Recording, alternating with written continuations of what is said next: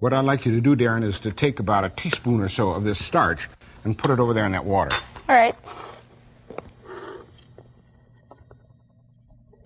Okay, stir it up. Not all will dissolve, but enough will. Okay. Okay. Now, here's some iodine. Take a half a dropper full and put it in there with the starch. Oh, it's turning a blackish color. Yeah, sort of a blue-black.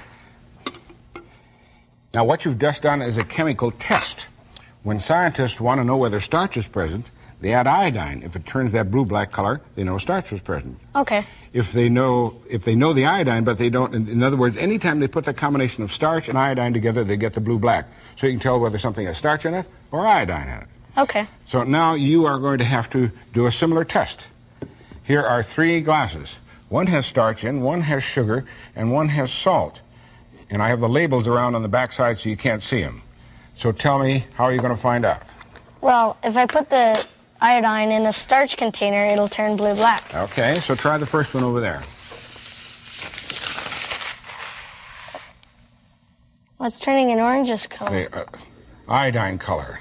Yeah, it's sugar. Okay, try the next one. Oh, it's orange again. No starch? No starch. That's salt. Okay. So I think this one should be starch. And it should then do what? Turn blue-black. Okay, Yeah, there it goes. sure enough. It's starch, all Starch. right. Well, now, while that chemical test is useful, it's also the basis for a very spectacular chemical stunt, which I'd like you to do. Come on over here. All right. Here are 2 glasses, sort of half full of the tube. There's starch and iodine present. So go ahead, mix them, pour them back and forth about 3 times. Okay.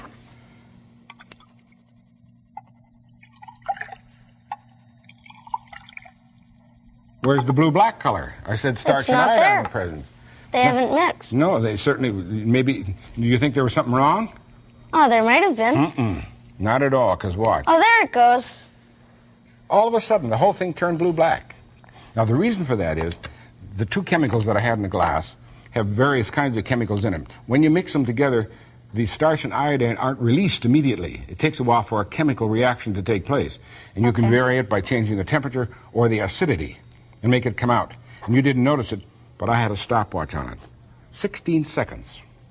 All right. It So took they're for- reacting to each other, but just gradually? Well, they don't really release all of it until at the end of the 16 seconds, then it's all released at once, and that's why it turned blue-black. Okay. So over here are those same 2 solutions.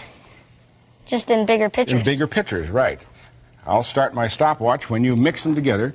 Mix them once over here like this, and then if you're very careful, at the time when I get to close to 16, if you're pouring like this, what should happen? It'll turn blue-black. That, the whole stream, and this all at once. All right. You ready? Yep. Okay, I'll start the watch as soon as they hit. 1, 2, 3, 4, 5, 6, 7, 8, 9, 10, 11, 12, 13, 14, 15, 15. Oh, there it goes. So you now have done probably one of the most famous chemical demonstrations called the clock reaction. You can see why they call it that, can't you? Yep. Happens just like that.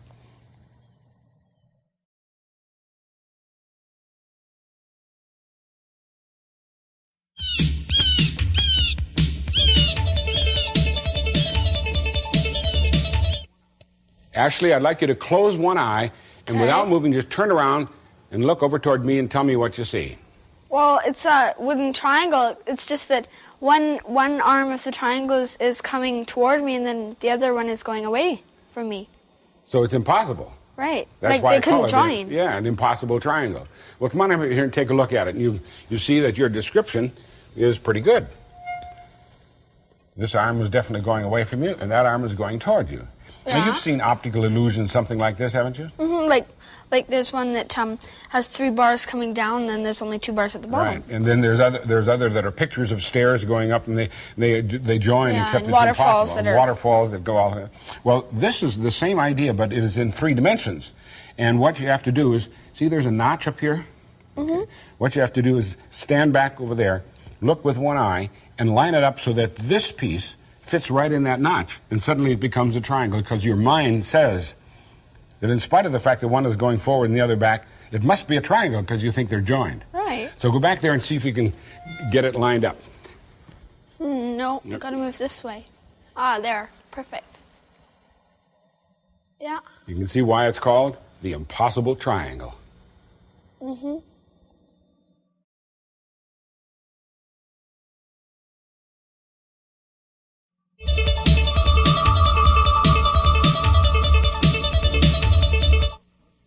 You don't often think of common objects as works of art, but this mystery object illustrates the artistic idea that form is determined by function.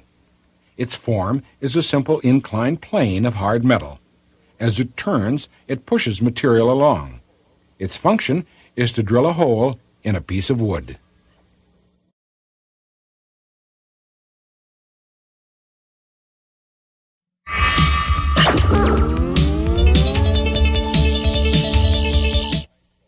Bibi, here's a nice science experiment that you can do at home. You get a bottle like this, and here is a one-hole stopper.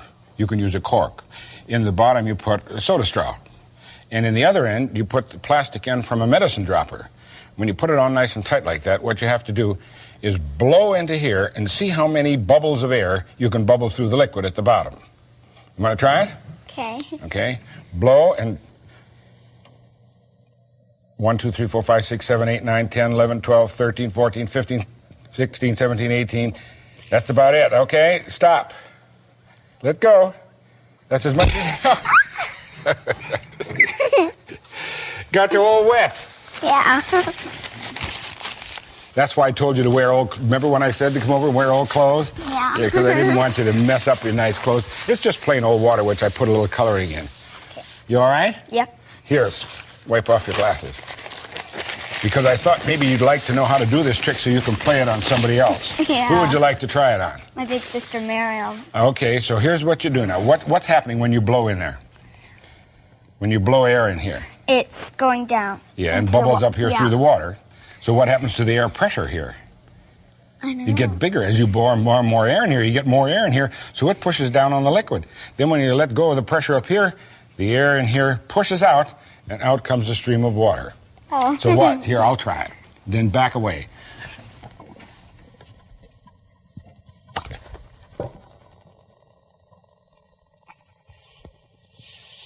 So you know how to do it now? Yeah. Okay, take the bottle home, and whatever happens to you, don't blame me. Okay? Okay. Right.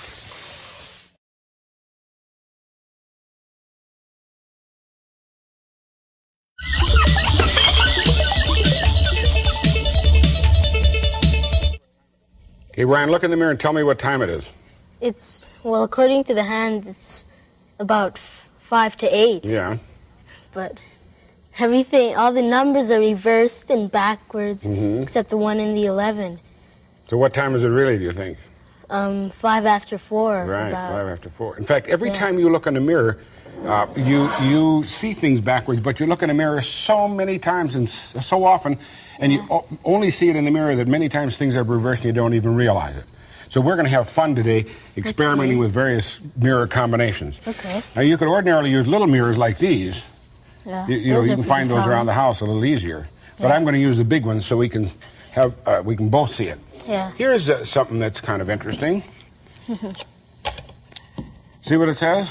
Says Mr. Wizard, but everything's backwards. Yeah, it goes this way. Well, the M's not the backwards. M and the W and the I and A aren't backwards. Right. Why would they want to make type backwards? This is the type that they used to print headlines.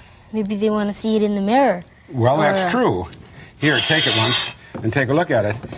If you look at it in the mirror, Says, yeah, it's all correct then, right? But Yeah. that's not why they want to do it. See, the Z is now correct and the D is correct. yeah. But, well, now think about this. They put ink all over this. Then they put it down on the paper, and they press on it real hard like this. And then when they pull it up, It's the right way it's on the right way. paper. That's right. So It's a type. stamp. Yeah. Now, as long as you have a mirror, you can have lots of other fun. Here, take this mirror and hold it up like this, like that. And I'll get another mirror so that you can see what you see. What do you I see. No, don't tip it so far. Just a little bit. Just about like that. I have a small chin. I got Now you got two two mouths. mouths, two noses. Right. So when you find a single I have mirror two around the chins. house, you can have fun looking in the bathroom Yeah. mirror and see all kinds of weird faces, all of them yours. Okay? Yeah. Now, the next thing to do is to get two mirrors and tape them together. And here, put the clock out here, and I'll put this mirror around here. And now, move the two mirrors until you can see just one image of the clock. There, right there. Yeah, what time is it? Now it's about 7 after 4. 7 after 4, and Yeah. it's not reversed. No. Why? Well, the 4 from this side is going over here, and over here and back to my eye. Right, so each side is reversed. Yeah. And now you can see yourself like other people see you. Here, look, take a look at yourself and move the mirrors around until you can see just one face, and that's the way you really look. Doesn't look much different. Then as long as you got two mirrors taped together like that, you can make what I call a two-mirror kaleidoscope. Okay. See, get a piece of paper like this with all kinds of squiggly lines on it. Yeah. And lift it up, Looks pretty random. and I'll put it underneath like that. Now, see what you see? It looks like a kaleidoscope. Yes, except you only have two mirrors. Yeah, so you see. can increase the number of shapes and decrease it and everything like that. Right. That's that one. Then here's another one. See what this one looks like? Huh. Okay, It's you want to not pull that long. one out of the way, and I'll put this one down? Okay, now take a look at that. That looks good. Nice and Yeah. colorful. All kinds of weird, colorful lines. Yeah. Then, how old are you? 10. On your birthday, you should have 10 candles, right? Yeah. Well, I only have one. And I'm going to light it and put it between the mirrors. You think you know what to do? Yeah, I guess so. Okay. Keep turning until you can count to 10 candles.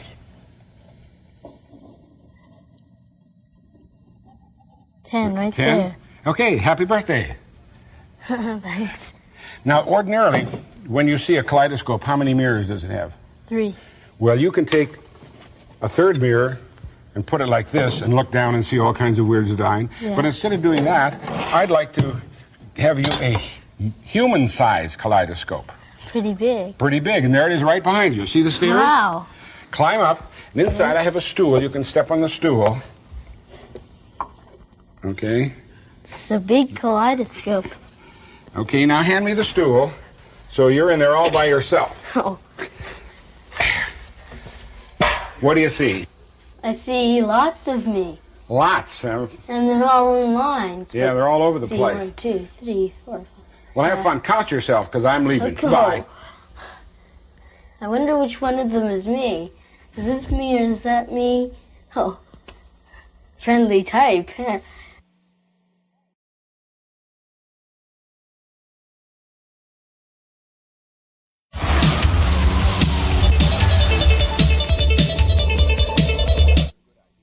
Scientists can get a good idea how ancient people lived by piecing together clues at an archaeological dig, like this huge one in southern Illinois. The Shell Oil Company documented the activities. It looks like confusion, but it's all very carefully planned, so no valuable evidence is overlooked. It's fairly rare that large artifacts are found. Most of the time, the clues are quite small. That's why these workers save the fine mud they dig up at the site. It's carried to the nearby river and placed into large tubs that have screens on their bottoms. The river water washes away the very fine sand and dirt. What's left is saved and taken to the field laboratory set up in town not far from the excavation. Other team members sort the tiny debris. What's left of a nut is a clue to what the ancient people ate. Bone fragments indicate fish and small animals were also part of their diet. These tiny bits of evidence fit in with the rare, larger discovery. The students notify a supervising scientist if a larger artifact is uncovered, such as this grinding stone. More evidence of how the long-vanished people lived. Scientists have used the primitive techniques of the ancient peoples to recreate the same kind of tools uncovered at the site. Then they used the tools in the same way the vanished people probably did. Thus, the daily life of people who lived long, long ago can be reconstructed by scientists because they have pieced together clues found during an archaeological dig.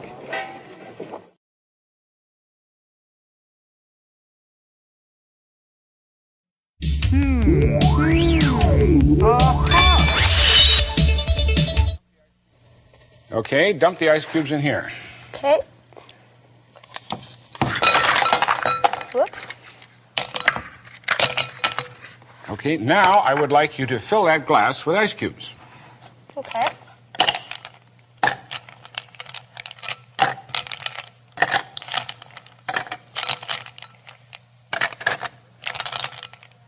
Certainly full, right? In Yeah. fact, sticking over the top. Okay, next, I would like you to take these 2 glasses over to the sink and fill them both almost full of water. Then bring Okay. it back, okay?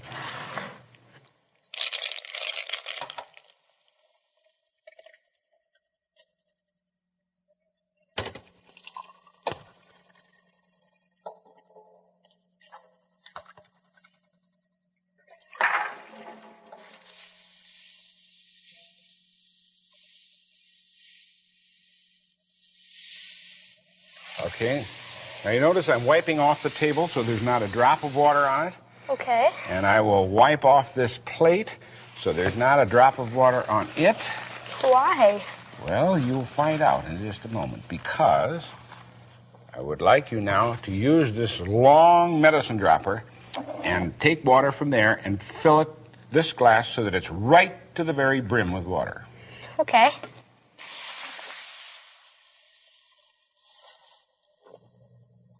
Don't let it overflow, but get it right to the very top. Aha! That's it. Okay, move these out of the way. Wipe everything up so there's no water anyplace. Now my question is, as the ice melts, will the water overflow over the top of the glass? I think so. Why? Well, because like you have the water, and the water is filled to the top, and then you have the ice also, and like I think while the ice melts, it'll just overflow. Okay, that's one theory, and that's definitely a theory, right? Yeah. You know what a theory is. Well, there's another theory, which I would like to advance and see how you like that. As you know, ice expands when it Yeah. freezes as compared to water. That's why ice floats, right? Yeah. Okay. So therefore, as the ice condenses, in other words, goes back into water, it should take up less space, therefore the water level will drop. Okay, yeah, I see. That's theory 2. Yep. Now there's a third theory. Obviously, the volume of the water is taking into consideration the ice that we've got in there. So as it melts, it's not going to change at all because the volume has already got that ice floating in it. Okay, I see. That's the Yeah. third theory. Which one are you going to take? Mine. My theory. The first one? Yep. That it's going to overflow. Yeah. Okay, now that's why I wanted to wipe up everything so there's no water around any place. I We're going to let see. it sit there very carefully and melt.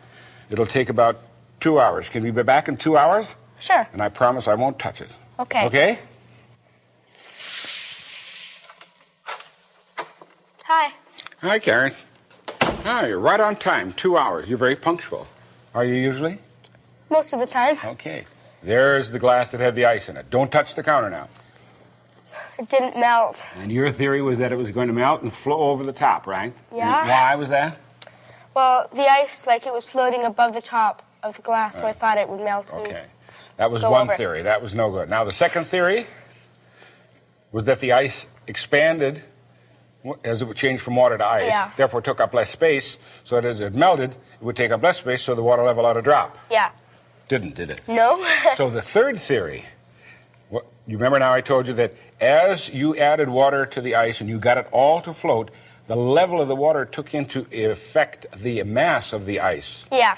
And therefore, as it melted, that water level is going to stay exactly the same. And that's what happened. Yeah.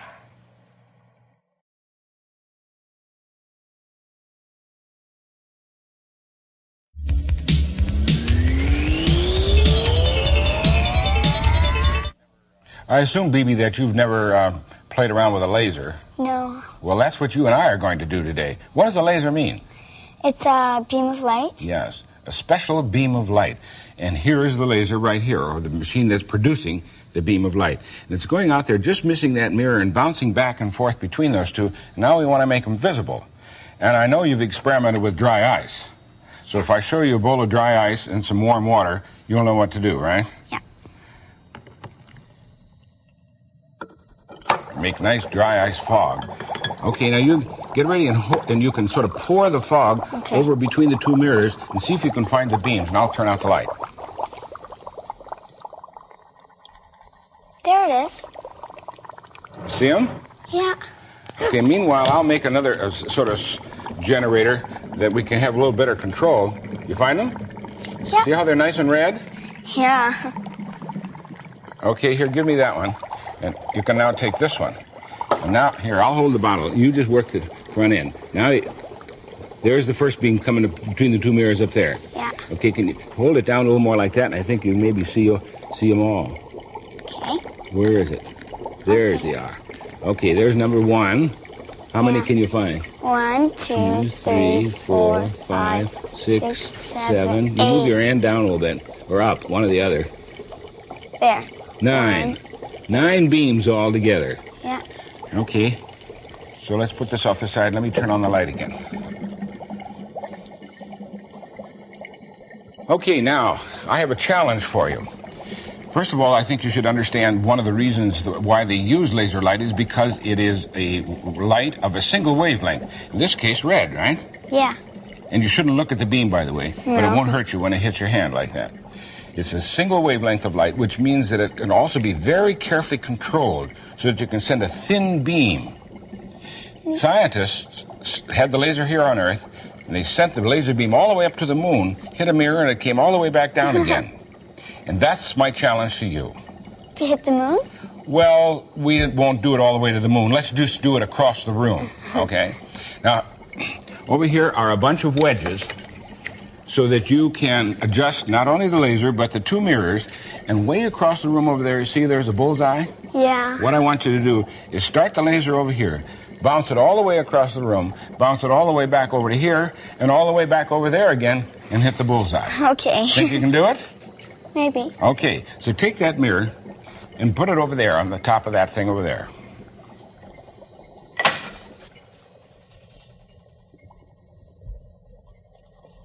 Okay, I have the laser now with a wedge under the front of it, so I'm sending a beam across the room over there. Okay, your challenge now is to send the beam back again twice and hit that bullseye. Here's the mirror. You take the mirror. We'll go over and put it in that spot. Okay. Oops. See, there's the beam of light. Okay, now what do you have to do? I have to move it so it hits someplace on that wall. Right, where is it? Right there. Okay, there it is, too high, so that's why I have the wedge for you. Aha, there you got it. It's a bit Beautiful. There. Okay, now what's next? I have to go over there. And set that mirror so that it'll bounce back and hit this bullseye. Yeah. All right.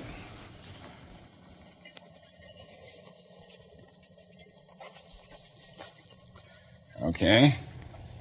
A little too high. Let me pull that out. That's too. Okay, a little more to the left. Okay, you got it. Congratulations. Thank you. You did the same sort of thing that scientists did when they sent the laser beam all the way up to the moon and back, and they also sent it to the shuttle from Hawaii and hit it even though it was flying like mad through the air. They also used a beam like this in surveying and in lining up optical equipment, and so I thought it might be fun for you to do it. Congratulations. You hit the target. Thank you.